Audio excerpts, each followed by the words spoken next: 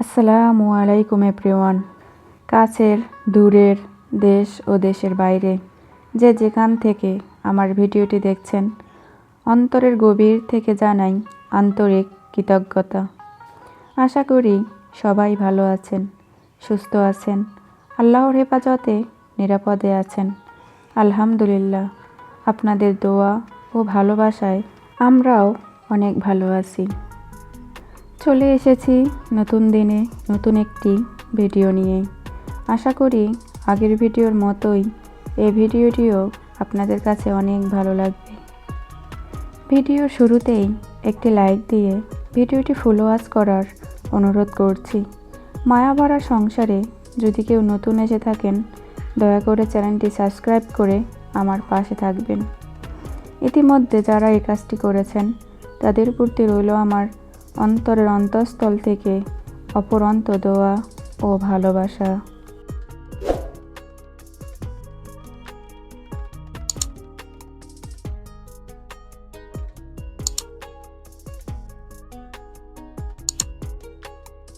মায়া ভরা সংসারে আপনাদের সবাইকে স্বাগতম। আমরা এসেছি ছাদে। কয়েকদিন যাবৎ আকাশটা অনেক মেঘলা থাকে। আমাদের এখানে এখনও সেই রকম বৃষ্টি হয়নি।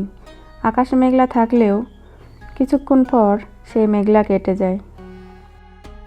অনেক আপুদেরই ভিডিও দেখতেছি, তাদের এলাকায় অনেক ঝড় বৃষ্টি হচ্ছে। ঝড় বৃষ্টি আমাদের গ্রামেও হয়েছে, কিন্তু এখানে এখনও সেরকম ঝড় বৃষ্টি বা বৃষ্টি হয়নি। আকাশ মেঘলা প্রতিদিনই করে, প্রায় 2 সপ্তাহ যাবৎ আকাশ মেঘলা করে, আবার একটু পরে কেটে যায়। হালকা পাতলা ঝিরিঝিরি বৃষ্টি হয়, মনে হয় এটা যেন বর্ষাকাল। ছাদে সজীব খেলতেছিল। ছাদ থেকে এসে আমি একটু রান্না করতেছিলাম। এটা হলো জালি কুমড়া। আজকে আমি জালি কুমড়া ভাজি করব, আর কিছু খেসারি ডালের ভর্তা করব। তো আমি জালি কুমড়াটা কেটে নিয়েছি। মাঝখানের যে ভিডিও ক্লিপটা ছিল, এটা আসলে আমি ক্যামেরা করেছিলাম, কিন্তু ক্যামেরা করেছিলাম ঠিকই, ক্যামেরা অন ছিল না। আমার প্রায়ই সময় এরকম হয়, আমি ক্যামেরা করি কিন্তু ক্যামেরা অনই করি না। সজীব যে আমার সাথে সব সময় থাকে, ওই খেয়াল করে, ও আমাকে মোবাইলটা দেখায় দেয়।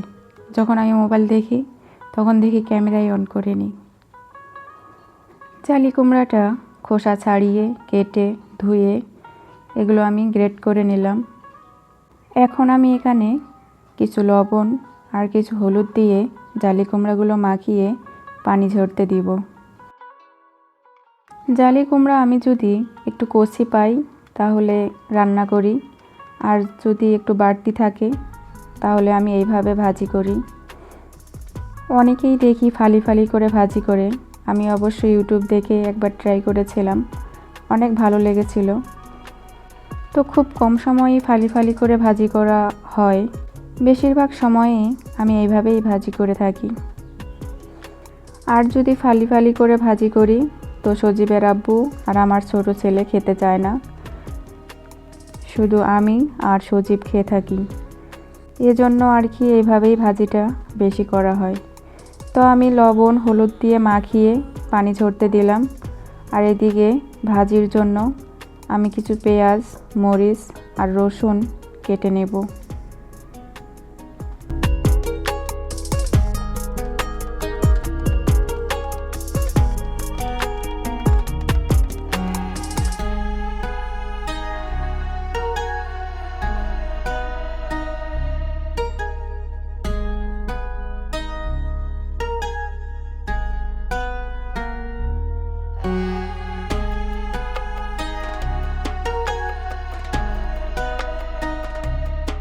পেঁয়াজ, কাঁচামরিচ, রসুন কেটে নিয়ে চলে এসেছি রান্না করতে। প্যানে তেল দিয়ে তেলগুলো গরম করে নিয়ে পেঁয়াজ, রসুন, কাঁচামরিচগুলো আমি দিয়ে লাল লাল করে ভেজে নিয়েছি। এখন আমি পানি ঝরতে দেওয়া জালি কুমড়াগুলো সেখানে দিয়ে দিলাম।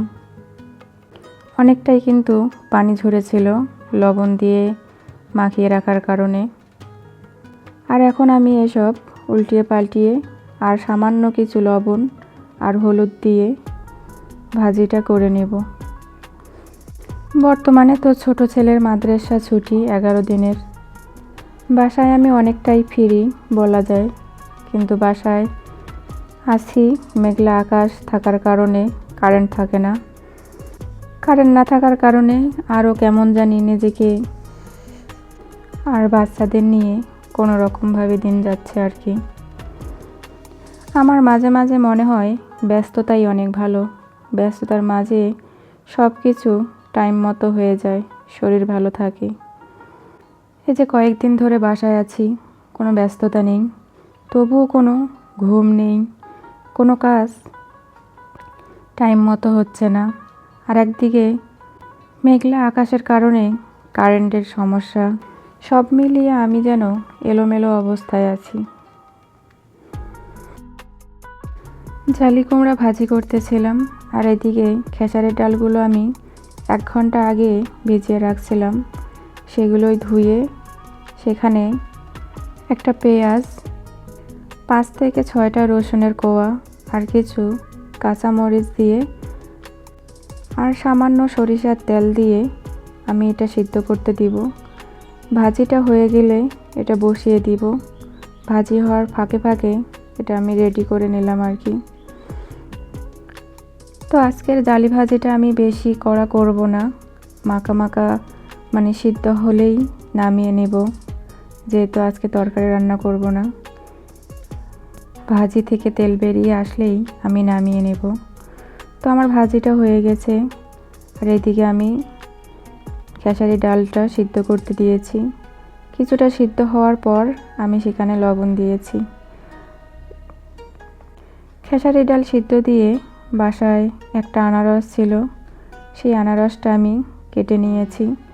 তো আনারসটা খেতে কেন জানি একটু টক টক লাগতেছিল, সেজন্য আমি আনারসে কিছু লবণ, কিছু মরিচের গুঁড়া আর সরিষার তেল দিয়ে মাখিয়ে নিয়েছিলাম। তো মাখিয়ে নেওয়ার পর অনেক ভালো লেগেছিল। আসলে এভাবে খেলে আনারস অনেক ভালো লাগে। আপনারা যারা খাননি এভাবে অবশ্যই ট্রাই করবেন, অনেক ভালো লাগবে। মিষ্টি আনারস হলে আমি মাখি না, কিন্তু যদি একটু টক থাকে বা পাকা কম থাকে তাহলেই আমি এইভাবে মাখিয়ে খাই। তো আমার কাছে তো দুর্দান্তই লাগে, আপনারাও ট্রাই করিয়েন, আপনাদের কাছে দুর্দান্ত লাগবে ইনশাল্লাহ। তো আজকের ভিডিও থেকে আমি বিদায় নিচ্ছি। ভিডিওর ভুল ত্রুটিগুলো অবশ্যই ক্ষমার দৃষ্টিতে দেখবেন। পরবর্তী ভিডিও দেখার আমন্ত্রণ জানিয়ে আমি বিদায় নিচ্ছি। সবাই ভালো থাকবেন, সুস্থ থাকবেন। আল্লাহ হাফেজ।